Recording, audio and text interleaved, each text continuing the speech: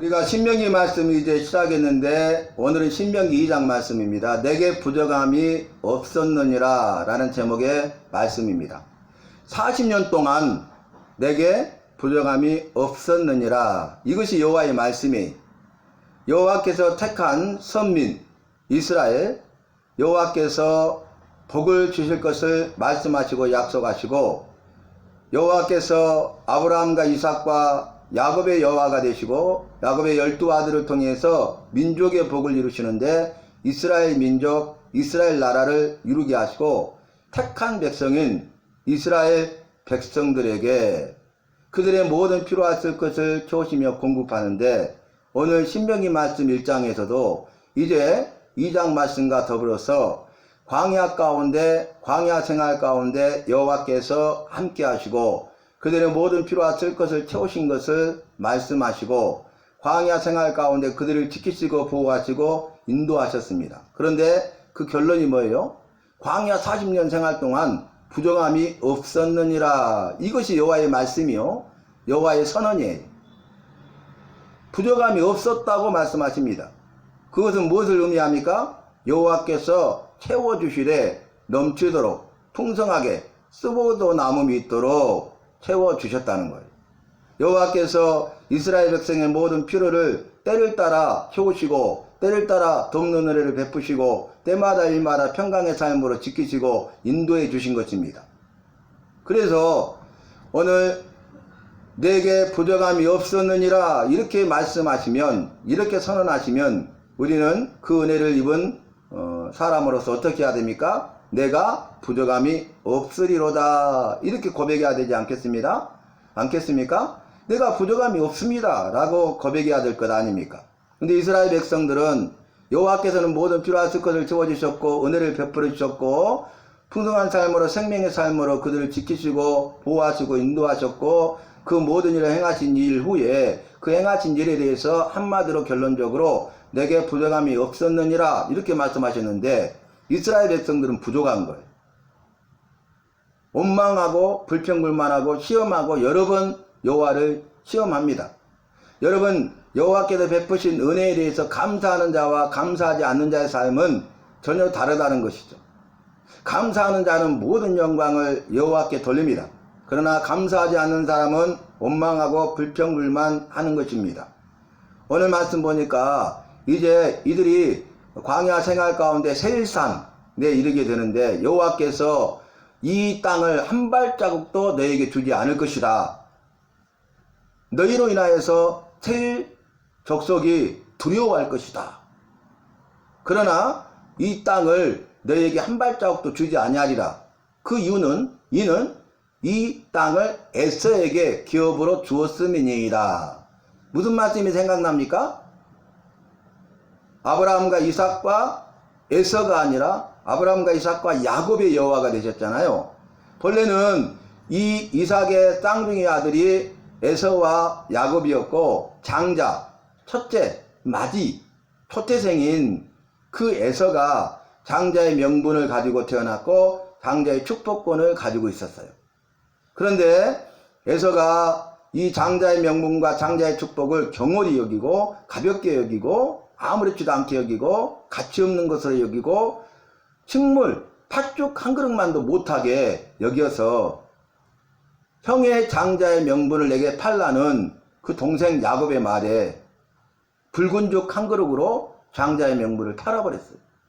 그래도 믿음이 없는 것이죠. 장자의 명분과 장자의 축복까지 얼마나 귀하고 가치 있고 소중한 거고 아름다운 것인가를, 엄청난 것인가를 알고 그것에 대한 믿음을 가져야 될 텐데 그 믿음을 갖지 못하고 그 가치를 알지 못하고 그는 경홀히 여겨서 이 붉은 죽 한 그릇만도 못하게 여겼다는 거예요. 그러나 사자로 태어났지만은 야곱은 장자의 명분과 장자의 축복까지 얼마나 가치 있고 귀하고 소중하고 엄청난 것인가를 알고 그것에 대한 여호와의 말씀에 대한 믿음이 있었기 때문에 장자의 명분과 장자의 축복권을 사모했고 결국 장자의 축복을 누가 받습니까? 야곱이 받습니다. 그리고 에서는 아버지여 내게도 복을 주소서, 그러나 내게 줄 복이 없다. 모든 복을 네 아우 야곱에게 다 주었느니라. 그래서 슬피 울고 야곱을 죽이려고 하고 야곱이 밤에 도망하고 야반 도주하고 그리고 삼촌 라반의 집에 갔다가 20년 만에 돌아오는, 그리고 여호와께서 이 에서에게 기업을 주는데 세일산을 주셨어요. 여러분 산골짜기 산간벽지 아시죠? 깡촌, 사람이 살기 어렵고 힘든 곳. 그래서 이제 본래는 에서가 장자의 축복을 받고 야곱이 떠나가니라, 야곱이 세일산을 기업으로 받을 텐데 에서가 야곱을 떠나가니라, 그렇게 말씀이 나왔잖아요. 그래서 세일산에 에서가 거주하게 되고 그것이 이제 세일 족속, 에돔 족속이 되죠. 그래서 에서는 에돔 족속의 조상이 된 것입니다. 그런데 이스라엘 백성이 이제 세일을 지나가는데 세일 사람들이 힘이 두려워해요. 그런데 여호와께서 엄히 명하기를 이 땅을 너에게 한 발짝도 주지 않을 것이다. 왜냐하면 에서에게 이 기업을 주었기 때문이다. 이렇게 말씀하시고 뭐라고 합니까? 돈을 주고 양식을 사고 돈을 주고 물을 사서 마시라. 빼앗지 말라 그 말입니다. 정당하게 정가를 주고, 그래서 돈을 주고 양식을 사서 먹고 돈을 주고 물을 사서 마시고 피해를 하나도 주지 말고 그리고 나서 그 땅을 떠나가라, 이렇게 말씀하셔요. 여호와께서는 에서가 믿음이 없었지만은 그래서 결국 세일을 기업으로 얻었지만은 한번 말씀하시고 하신 약속의 말씀은 반드시 이루시는 여호와세요. 그럼에도 불구하고 여호와께서는 하신 말씀을 이루시고 반드시 이루시고, 그럼에도 불구하고 여호와께서는 불쌍히 여기시고, 그럼에도 불구하고 은혜를 베풀어 주시고, 그럼에도 불구하고 그들에게 준 기업이 영원한 기업이 되게 한다 그 말입니다. 이것이 여호와의 사랑 아니겠습니까?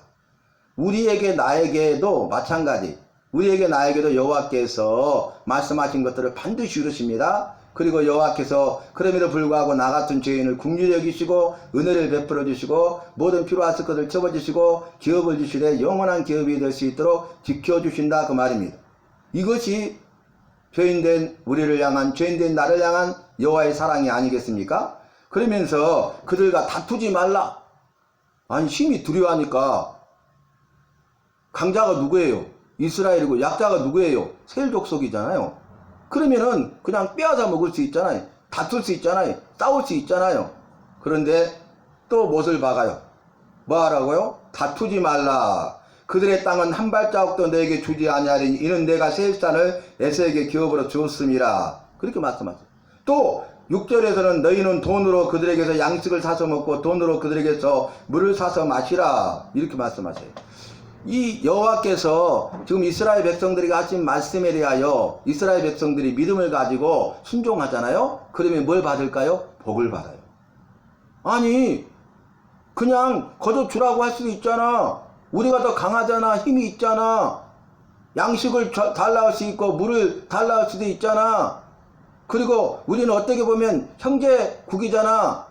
형제잖아. 그러니까 그렇게 요구할 수도 있지 않아? 저들이 두려워하네? 우리가 말 안 들으면 다툴 수도 있잖아. 싸울 수도 있잖아. 그렇게 하지 말라는 거예요. 그래서 그렇게 믿음을 가지고 순종했을 때 어떻게 됩니까? 세일 족속도 에돔 족속도 그들의 기업을 누리면서 평안을 누리고 이스라엘 백성도 복을 받는다는 거예요. 이보다 더 좋을 수는 없죠. 우리가 그런 말을 많이 하잖아요. 서로 윈윈합시다. 윈윈. 너희 좋고 매부 좋고 서로 좋다 그 말이. 에돔 족속도 평안을 누리고 또 이스라엘 백성도 복을 받는 것은 뭐냐면 여호와의 말씀에 대하여 이스라엘 백성이 여호와의 말씀을 들은 여호와의 말씀을 받은 이스라엘 백성이 여호와의 말씀에 대해서 믿음으로 순종할 때에 평안이 임하고 순종할 때에 복을 받는다 그 말이에요. 우리가 여호와께서 우리에게 주신 은혜를 가지고 감사할 때에 여호와의 말씀대로 순종하게 되고 그 순종을 통해서 결국 평안과 복을 누리게 된다 그 말입니다. 우리 주님께서 오셔서 하신 말씀이 무슨 말씀이세요? 오셔서 하신 말씀이 내가 너에게 평안을 주노니 그랬어요. 예수님께서는 예수님의 다른 모든 사람들에게 평안을 주셨어요. 내가 주는 평안은 세상이 주는 것과 같지 아니하다. 그리고 부활하신 예수님이 여인들에게 뭐라 하십니까? 여자여 평안하느뇨. 평안을 물었어요. 네가 평안하냐? 예수님이 십자가에 못 박혀 죽어버리시고 무덤에 장사 지낸 바 되니까 절망이잖아요. 그래서 그들에게 있었던, 예수님이 살아계실 때 있었던 평안이 사라져 버렸어요. 평안이 없어요. 그 말은 뭡니까? 너에게 평안이 없구나. 그런데 이제는 내가 부활했으니 평안하라. 평안을 누리라. 평안을 다시 되찾고 평안을 누리는 삶을 살아라. 그렇게 말씀하신 거예요. 끝난 것이 아니다. 절망이 아니다. 소망이다. 위기 가운데 기회가 있다고 하지 않습니까? 그래서 7절에 이렇게 말씀하십니다. 내 여호와께서 내가 하는 모든 일에 내게 복을 주시고, 아멘. 여호와의 말씀에 대하여, 내게 주신 말씀에 대하여 믿음을 가지고 순종하면은 다른 사람들에게 평안을 끼칠 뿐만 아니라 내가 하는 모든 일에 복을 받는다, 그 말입니다. 네가 하는 모든 일에 내게 복을 주시고 내가 이 큰 광야에 두루 다님을 알고 내 여호와께서 이 40년 동안을 너와 함께 하셨으므로 내게 부족함이 없었느니라. 아멘. 여러분, 내게 부족함이 없었느니라. 왜요? 여호와가 함께 하셨기 때문에 그래요. 여호와가 함께 하시면 부족함이 없습니다. 반대로 여호와께서 함께 하시 아니하면 부족해요. 여러분, 여호와를 믿지 않는 이 세상 사람들은 여호와가 함께 하시지 않잖아요. 근데 부족함이 없다고 하잖아요. 근데 그들은 허무해요. 공허해요. 채워지지 않는 빈자리가 있어요. 평안하지 않아요. 기쁨이 없어요. 행복하지 않아요.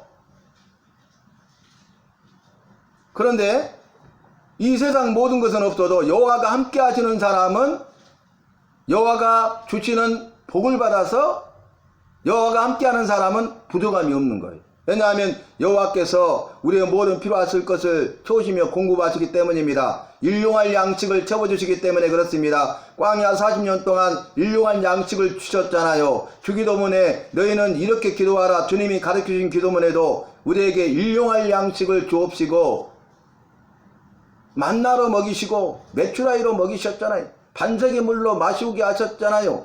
먹을 것, 마실 것, 입을 것을 책임져 주셨지 않습니까? 그래서 여호와께서 함께 하심으로 내가 부족함이 없었느니라. 무슨 말씀이 생각나십니까? 다윗의 시인한 고백, 시편